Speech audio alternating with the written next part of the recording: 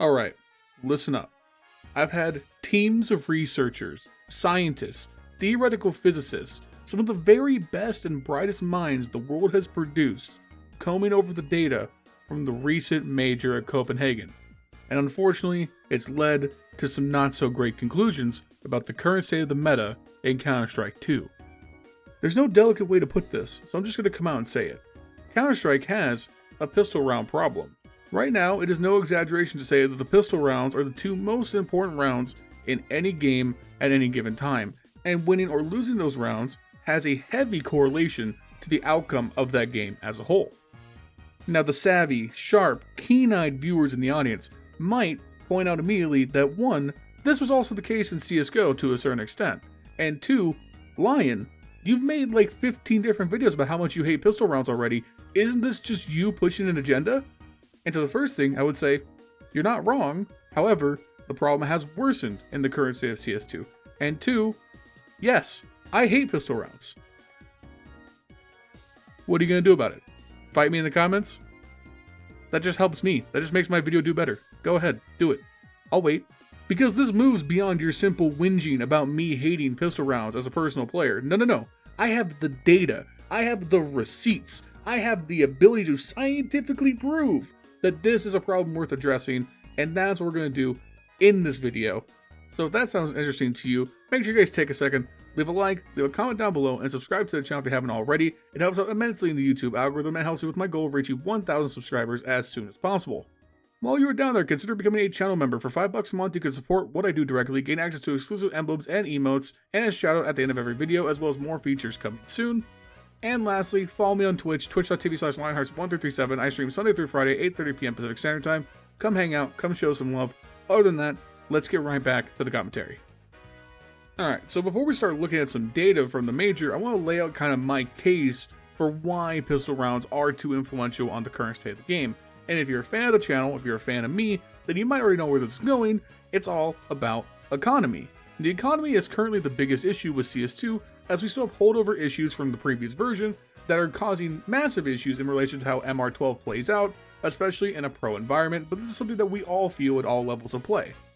And to boil down those economic issues so that we don't linger too long on this subject, in short, because of how loss bonus works and the amount of money it costs to full buy on CT, right now the current economic environment is such that CTs have less overall buys than they used to, it's harder to establish an economy, and it's even easier to have it broken if you were to lose after you're winning.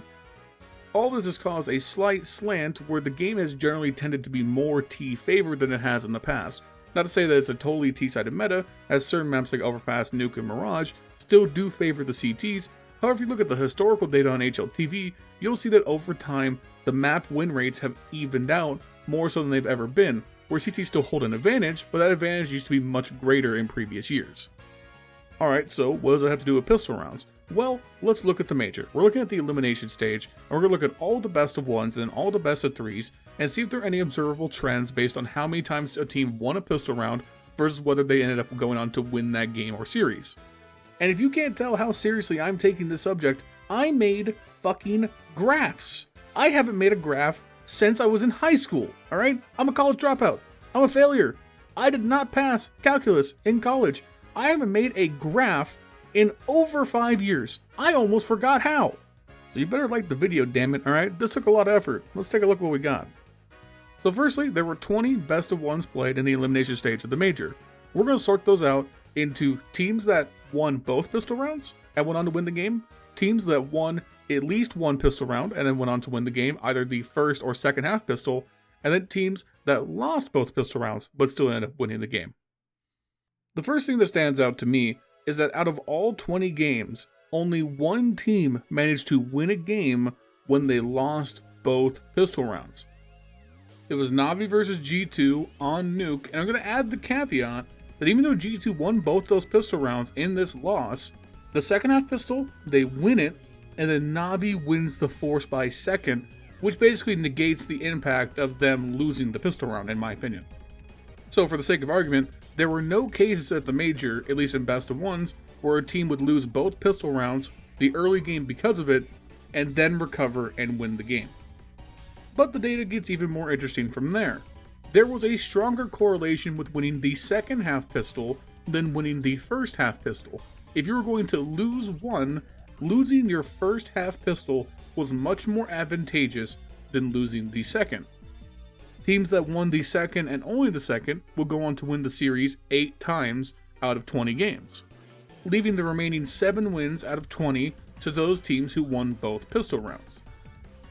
Now at this point, I'm sure you guys are screaming at your monitors, "The numbers, Mason! What do they mean?" And I'm here to help clarify.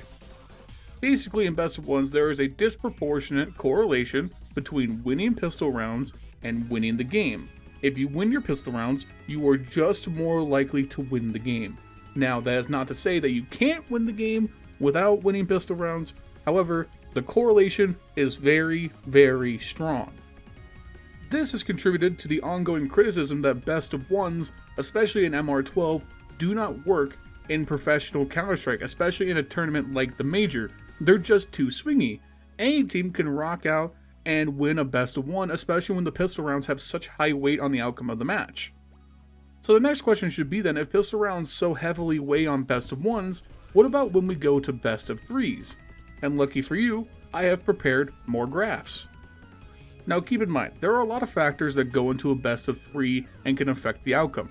Pistol rounds are only one aspect, so when we look at this, we can't make definitive statements like pistol rounds directly cause X. We can only say that there is a correlation between certain factors leading to match outcomes. There were 20 Best of 3s held at the elimination stage of Copenhagen. We're going to split the winners into those that won half pistol rounds, won more than half pistol rounds, won less than half pistol rounds, won all of their pistol rounds, or lost all of their pistol rounds. When we put that on the graph, this is what we get.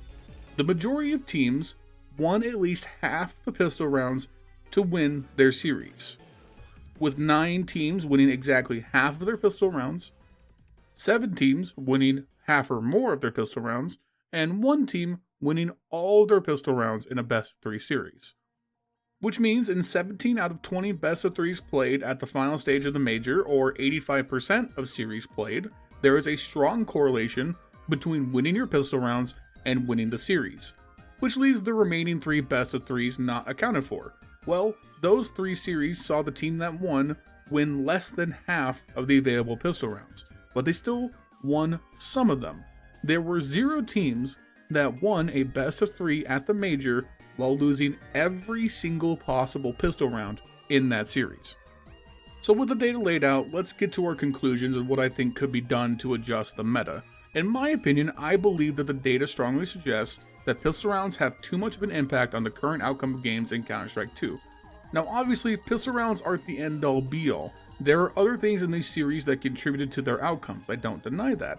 However, if we ignore this trend, I think that's dismissive of the data in front of us.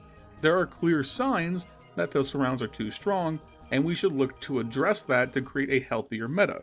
I think the best outcome for Counter-Strike at all levels is for there to be more total buy rounds where teams compete with full kits to see who executes the better strategy, the better gunplay, the better team play.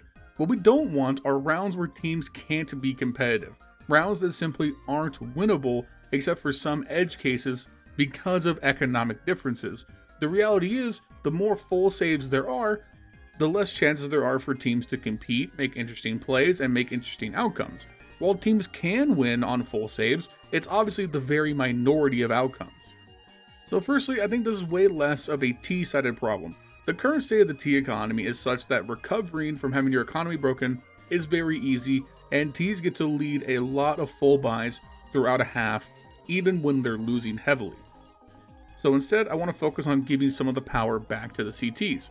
And we could go about this in 2 ways, things that I've discussed about in detail in other videos.